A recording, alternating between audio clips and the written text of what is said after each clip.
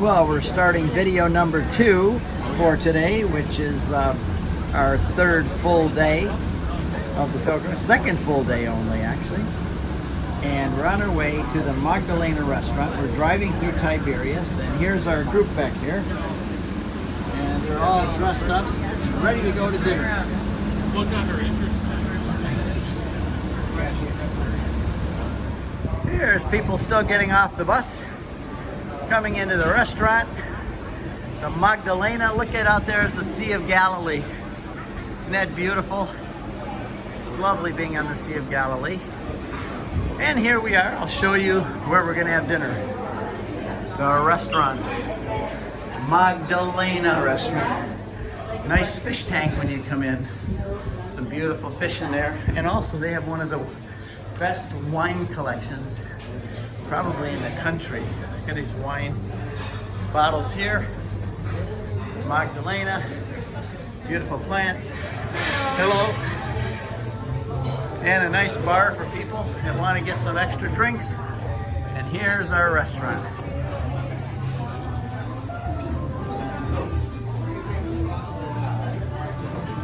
Here's where our group is going to be seated. Right here and here, looking out over Mount Arbel.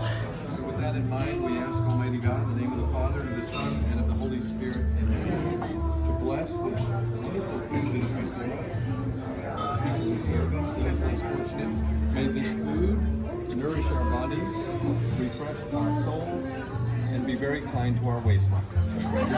Christ our Lord. Amen. In the name of the Father, and of the Son, and of the Holy Spirit.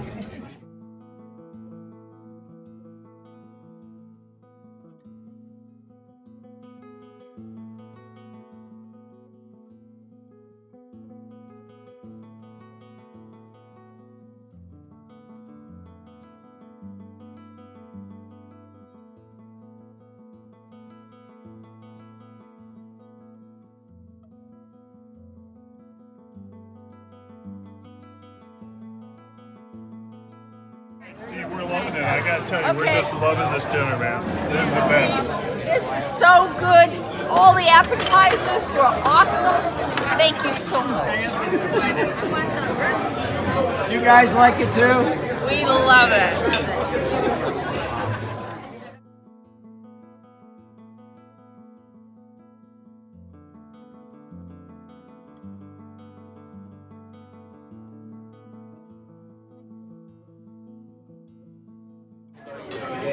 Lamb chops?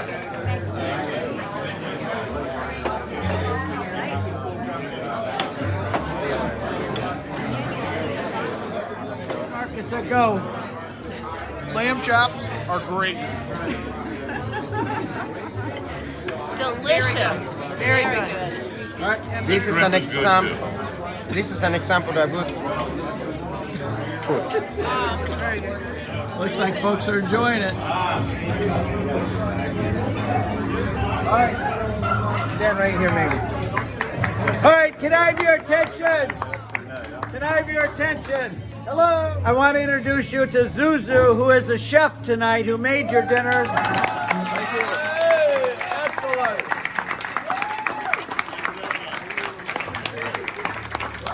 Here you're helping a Christian family in the middle of the Holy Land, and I hope you enjoyed your meal because this man is an artist with food. He's an artist. Thank you.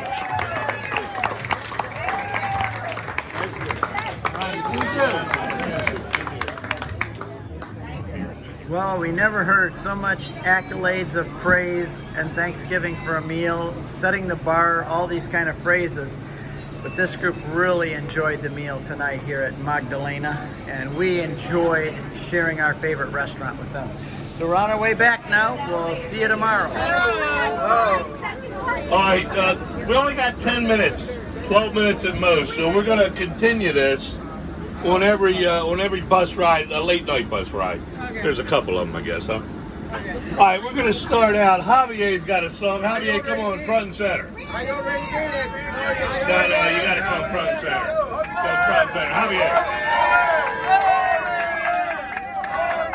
Now, this is in addition to Javier singing this song, and I'm going to help him a little bit. In there, Sorry, my pronunciation is not very good. just follow my My lead. side is not good. I don't know. Debbie and Pat are going to act it out in some sort of a Marcel Marceau kind of. Okay. Are you ready here? 1, 2, 3. It's gone. No, here we go. Ready? No. Stick with it. Don't worry about that. It's gone. Okay. He's going to sing the Paul Simon song Cecilia. You all know it. My wife. Ready? Cecilia, you're breaking my heart. You're shaking my confidence daily. Oh, Cecilia, I'm down on my knees. I'm begging you please to come home. Come on home. Making love in the afternoon with Cecilia up in my bedroom. I did it. I did it. Jubilation. I won't say anything else. She loves me again. All right, Didn't say whether it was even, Even or right. whether it was odd. Are you getting this? There's no even or odd, okay? So then, Lena said, okay, you don't understand where you're supposed to park. For God's sakes, just go park in the Oh, garage. they're all heard this. Well, my dad left home when I was 3, and he didn't leave much for my mom and me, just this old guitar and an empty bottle of booze. Well, I don't blame him because he run and hid, but the meanest thing that he ever did was before he left, he went and named me Sue. Well, he must have thought that it was quite the joke, and it got a lot of laugh from a lot of folk. Seemed I had to fight my whole life through. Some gal would giggle and I'd get red, and some guy'd laugh and I'd bust his head. I tell you, life ain't easy for a boy named Sue. Well, I grew up quick and I grew up mean, and my wits were hard and my fists were keen, and I roamed from town to town to hide my shame.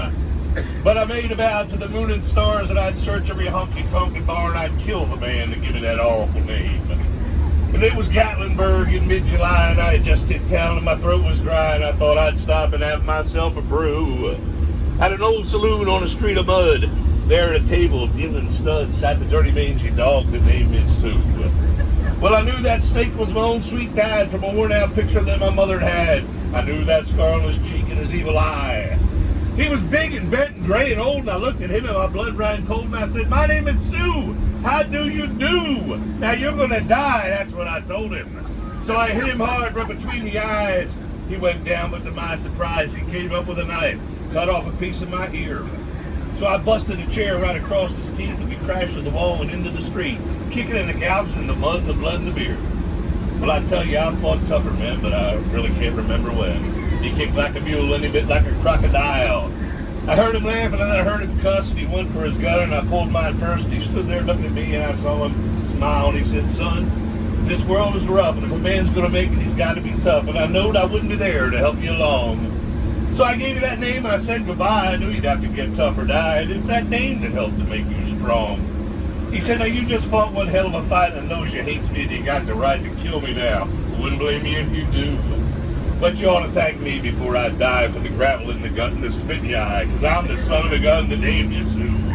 What did I do? I got all choked up and I threw down my gun and I called my pa and he called me his son, and I come away with a different point of view.